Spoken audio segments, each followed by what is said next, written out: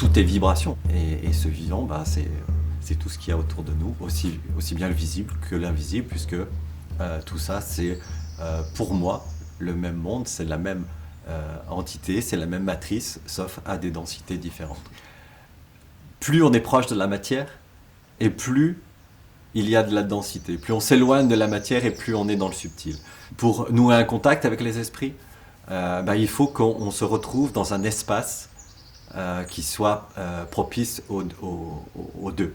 Aussi bien moi qui viens de la matière que l'esprit qui vient de l'aspect sensible des mondes.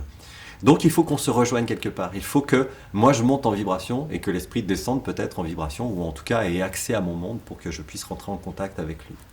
Alors souvent en chamanisme, on va découvrir son animal de pouvoir, ou son animal totem comme on dit. Et c'est souvent une magnifique rencontre, parce qu'on sentait peut-être une présence autour de nous sans pouvoir l'identifier, sans pouvoir y mettre du sens, peut-être en ayant peur.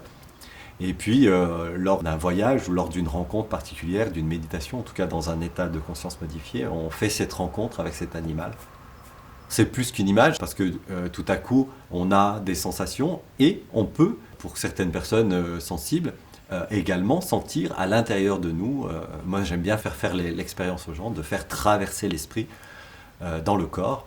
Et là, tout à coup, on fait une expérience dans la matière. On sent que quelque chose nous traverse, on ne sait pas trop quoi, comment.